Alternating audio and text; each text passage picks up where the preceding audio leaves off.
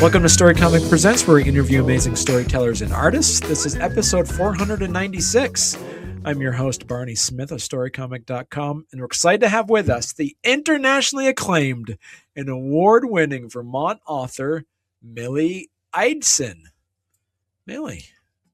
Hi, Barney. Good to be with you tonight. Yes, I gotta say, so our viewers get to really enjoy your background. This is a beautiful background. It almost looks like an art studio. Um, and so our viewers, for our listeners out there, you just have to imagine how beautiful Millie's background looks like. So is that your reading? Is that also where you write your books are in there too? Right. I'm in a condo that just has one great room, and so I've got these Asian panels to just kind of separate me from the kitchen and the living room and all that. So I made a little makeshift office. So That's amazing. Now, so we're going to talk about, which is before I hit the record button. You have a lot of novels that are basically about. You call it the MayaVerse. Is that correct? mm-hmm. Yeah, it's named after my primary character, Maya Maguire. Okay. And so I guess too is like how. So what would you say is your favorite one sentence pitch when somebody asks? So what are the Maya Maguire microbial mysteries about? Right. Well, they're basically medical thrillers with a twist. So, unlike most medical thrillers where the hero is a physician who's a medical pathologist working in a hospital, uh, my primary protagonist is a veterinarian who's a public health veterinarian, so works out in the field rather than in a veterinary clinic. And she's investigating diseases that are out in the environment that are related to nature and animals.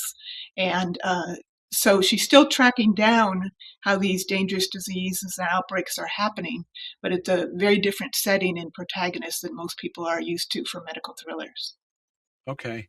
And do you remember that moment when you kind of realized that your public health career needed to um, become a fiction series?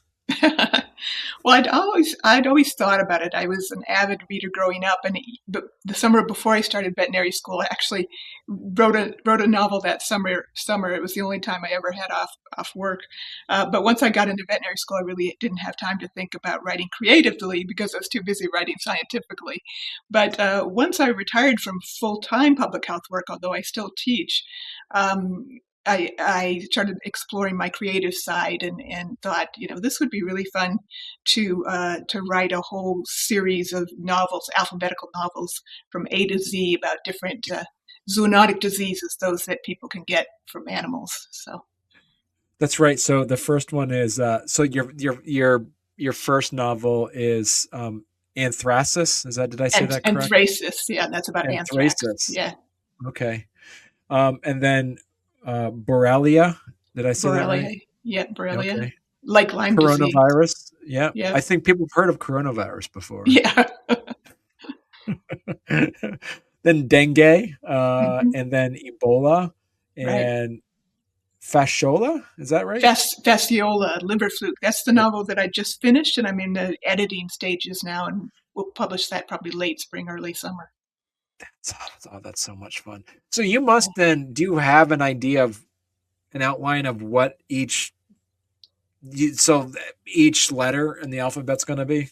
Right, that's one of the first things I did. There are so many zoonotic diseases, it wasn't that difficult to come up with a different disease for every letter of the alphabet. So that's the only thing I've done for the future books. I'm what they call a pantser or seat of the pants writer. So each Right. novel, when I sit down, I only have the disease, and then I start pulling up from PubMed, all the scientific literature about the disease, and of course my own experience and training.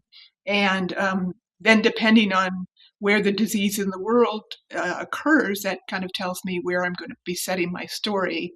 And I have, of course, my main character, Maya Maguire, who continues through each one of them, and I'll carry a few other characters forward, but then I'll create new characters just depending on the various settings all around the world where these diseases are going to happen. And so, is it true though that Maya is kind of partially inspired by your daughter? That's correct.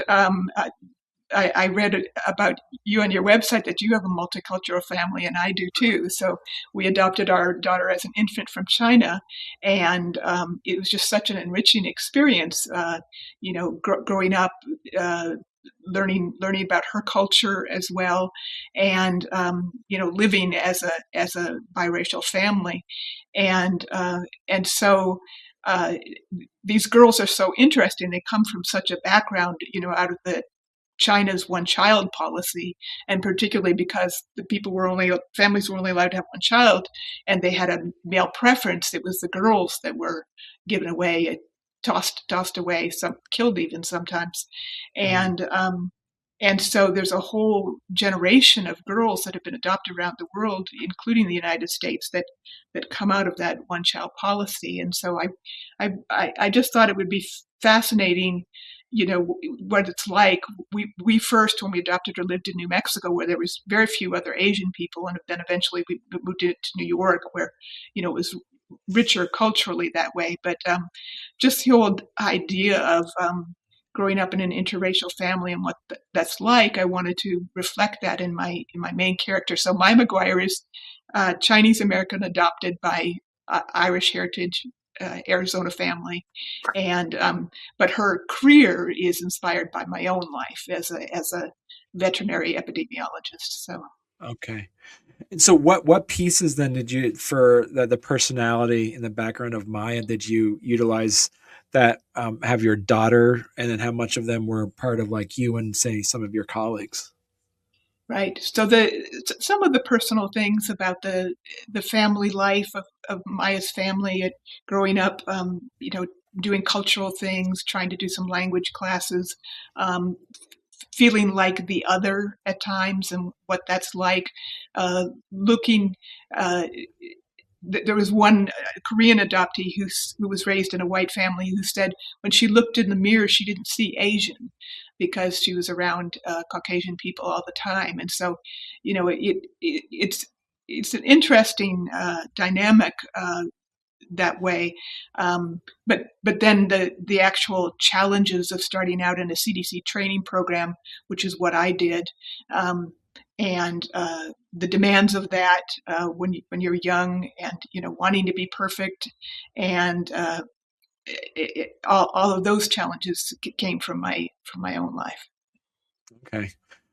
And so you kind of talked about it a little bit earlier, but these are like action adventure mysteries. So, and I love the fact that it's a veterinary epidemiologist at CDC rather than say like a physician or a detective. Was that at the beginning? It was always going to be a veterinary epidemiologist. Yeah, when I got accepted into CDC's training program called the EIS program, Epidemic Intelligence Service, it's their uh, prestige training program primarily for physicians. But each year they'll accept a few other people from other backgrounds. And the year that I got accepted to it in 1983, they accepted three veterinarians, and out of a class of, I think it was 60 or 70 odd physicians. And as veterinarians, we were required to already have research, design, statistics, public health training. So we were required to have a master's degree before we could even apply to the program, whereas physicians could come in right out of their residency. And so that was good because it set us up early to achieve and to lead in epidemiology, because we already had formal academic training in it. So so yeah, it was, I definitely knew what it was like to be one of only three veterinarians in this large physician training program. And and most people, first of all, they don't know what epidemiologists are. At least before COVID, they think epidemiology and they think derm, they think of skin doctors. And still to this day, people still don't know that veterinarians can be involved in public health. Whenever people hear that I'm a veterinarian, they think I was in clinical practice, and I never really was. I went to CDC right out of veterinary school. And so it's just really unknown how much veterinarians can contribute to public health, and how, what skills they can bring. Right. Now, so you've done now you're working on your sixth book, correct? Right. I just finished my sixth book, and I've started the seventh, which is the G novel, which is about guinea worm disease. Okay. Um, so across the books, how have you seen Maya? How's her evolution as a character changed since book one? Then. Right. So in book one, Anthracis, it's just when she's starting out her training. She's actually younger than most other EAS officers because she skipped some grades in school because she was so smart, and so she's very, very shy. She's always been kind of self-conscious about being different, and so we see her being very conservative personally. She's had three different degrees: undergraduate, master's degree, and veterinary degree, and yet she's never really dated. So she's pretty shy and conservative. So we to the book that I just finished, Fasciola, which ends in early 2023. So over the course of about 4.5 years or so, the challenges definitely make her develop. Now, I'm going to be carrying her through 26 books, so she's not going to overnight turn into the most kick-ass person, but she's definitely developed in becoming more assertive and more confident, and both personally and professionally, and more adventurous. So it's fun having her start out from a very shy and inexperienced character into having her develop every book. I like in every book to have her make a little bit of advance and confidence and ability. So. Then, Millie, how have you developed as an author from book one to book 6 or 7 now? That's been wonderful. It's just I'm a big fan of lifelong learning, and it's just incredible to learn about how to translate the science that I know into something that the general public could appreciate and enjoy. And so I've just been nonstop taking creative writing classes, and being involved in workshops, and now I'm even teaching creative writing classes, and so I'm just voracious for learning how to become a better creative writer, and it's really fun to experiment with different styles. In my short story collection, I tried different points of view, and I know that you write graphic works. I even had a graphic poem in my short story collection, and so it's just been really fun to explore all the different ways that we can write creatively. So. Right. Well, hey there. If you're enjoying our podcast, don't forget to subscribe on YouTube or leave us a 5-star review on your favorite podcast platform. Your support means the world to us and helps us keep this show going. We love hearing from you, so any feedback is welcome. And thank you for being a part of our podcast family and for all your support. It truly means a lot to us.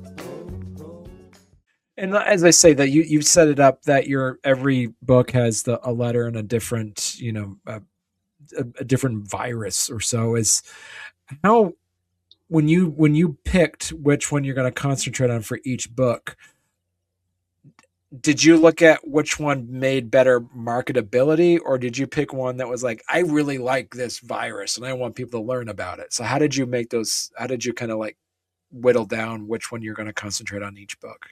Yeah, when I made my original list, and so far I haven't changed it yet, but just picking out which disease organism of that name, that fit alphabetically, that would be that I thought would be the most interesting. So. Right. And so like we mentioned too before the podcast about dengue. So dengue pulls in climate change in Hawaii. How did you balance location, science, and mystery so the story still kind of moved? Right. Yeah.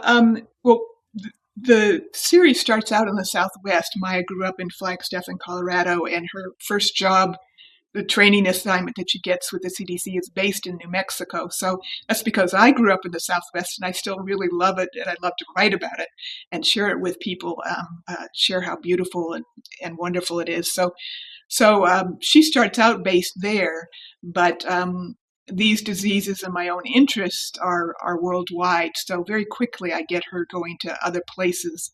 I like to I feel most comfortable writing about places that I've been to personally, so that I can, really share what it felt like to be there. And so I'll lean towards, if the particular bacteria, virus, or parasite is in a particular part of the world that I've been in, then I'll lean towards setting part of the story in that part. But if I need to, like with Ebola virus, I have not been to much of Africa at all. Certainly not West Africa, where a good part of the Ebola book takes place. Then I'll just do a really deep dive into research to make sure I can still bring that setting to life. So. Right. And so you've talked about wanting to make public health and climate change understandable and even entertaining. So what can fiction do here that nonfiction can't? I think not only for climate change, but just for any issues. I certainly talk about immigration and its impact on disease, um, and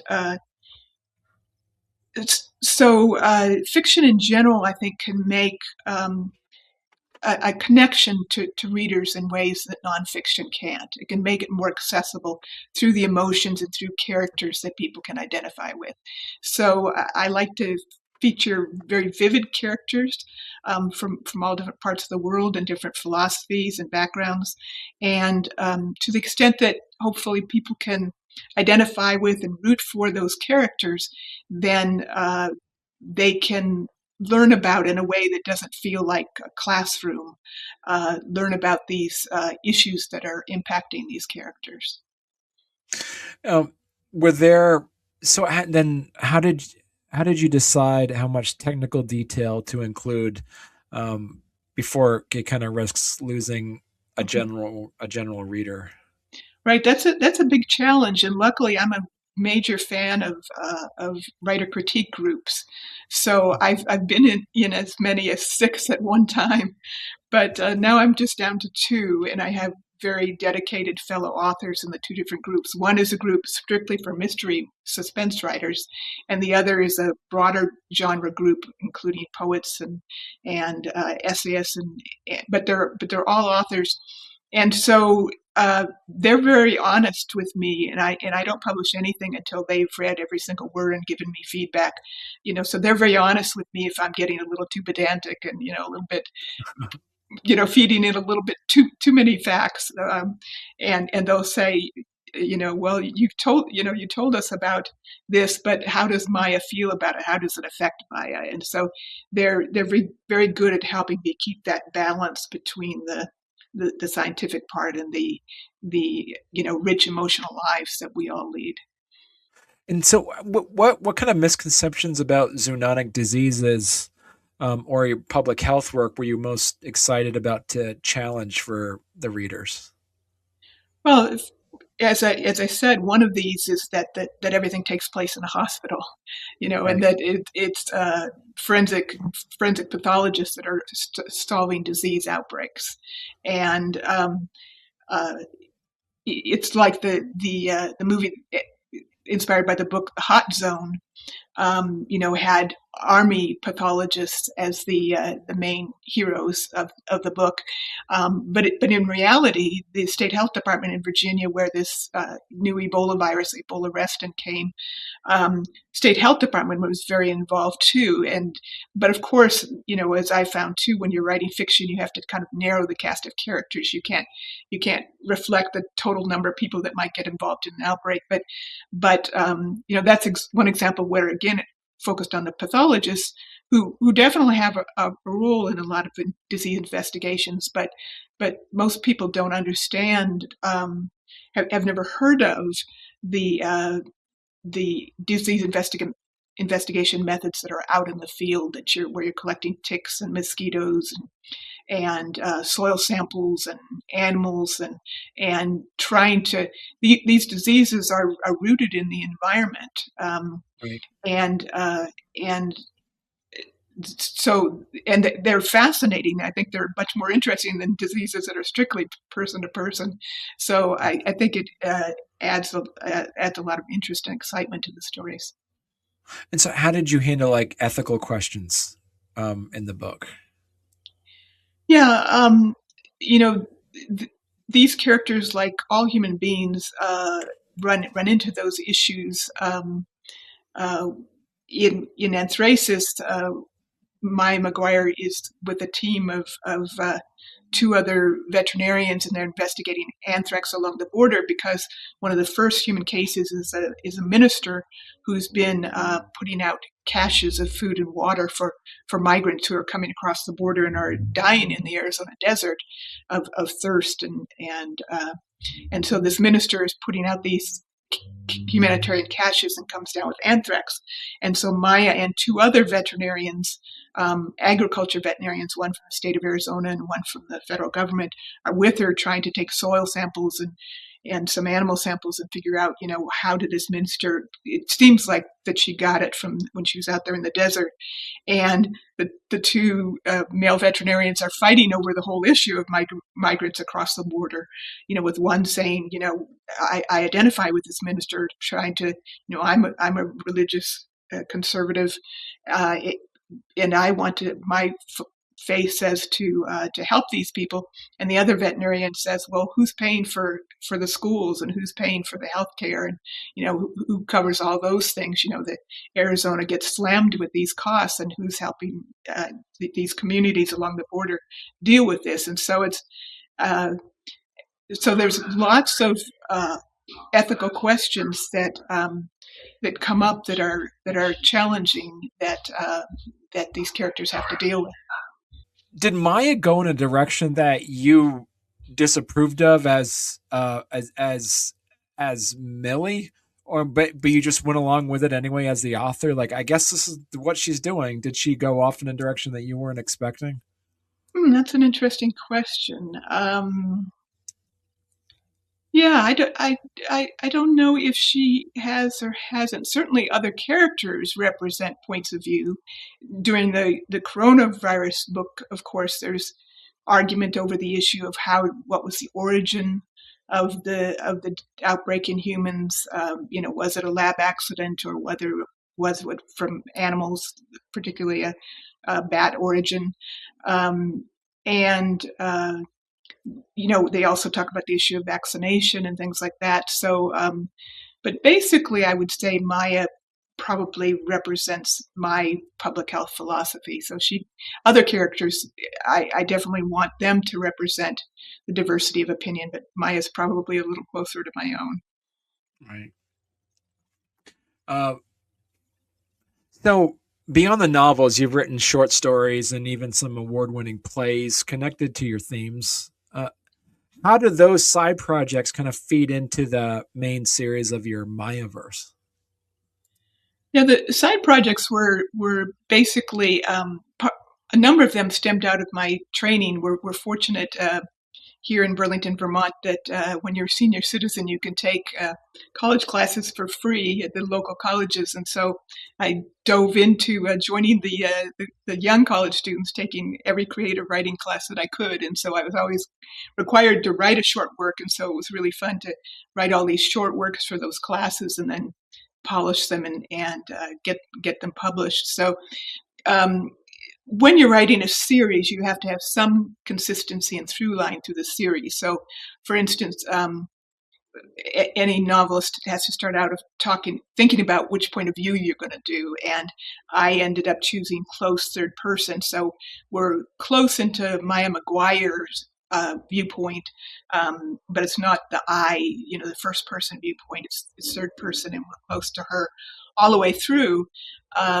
And then in later books, I start adding some other viewpoints also, so we can get close into their heads too. But short stories allowed me to experiment, for instance, with first person and second person point of view, which I really can't do in the novels because I need to have some consistency. Um, I got to experiment with reverse narrative, where a story starts at the end and then you go backwards to find out how did it all happen. How did the outbreak happen? And I even did an alternative history story. So it's fun to be much more experimental, with the graphic poem and the play. So I can kind of do both at the same time. I can have the narrative consistency of the novels, but also try some other things. So Okay. Now, if people want to learn more about you and your work, Millie, where's the best place they could go to? probably my website would be the best way, Okay. drmayamaguire.com. All right. And that is the part of the MayaVerse page. Right. Yeah. Yeah. And that's I love the fact that the website is named after the character. Yeah. Yeah. It pretty much Excellent. locks me into her world, but that's fine. I enjoy being in it. So People can buy the books directly from your website, or they can actually go to their local library and request that the library pick them up as well. right. So I'm not selling myself yet, although many authors are starting to do direct sales. But I do publish wide, which means that you can get them everywhere in the world. So, so of course they're available on Amazon, but they're available on other outlets like bookshop.org, which gives part of its profits to your local bookstore. Your library, many libraries will have them, or you can ask the library to order them. A lot of the bookstores, like here in Burlington, fortunately, Phoenix Books carries my books. So yeah, they're widely available. There's a book distributor called Books to Read, books, and then the number 2 read. Um, and then slash and my name, Millicent Eidson. That has all the books there too, and it actually provides links all around the world to where you can buy them. So both in the paperback, hardcover, ebook format, and the first couple books I did in large print format as well. So And you come out with maybe it looks like you just come out with like a book a year then, huh? yeah, this is about as long as it takes for me to. I'm usually overlapping. Like now, I'm editing the F book and starting to write the G book, and so there's some overlap. But in order to do a really quality book with the feedback that I mentioned that I get from other authors, it takes me about a year to get it polished and released. So You're gonna have to come that I predict, Millie, that you're gonna be on on a regular basis, at least once a year, talking about your next book then. oh, that would be fun. All right. Thank you so much. Thank you, Barty.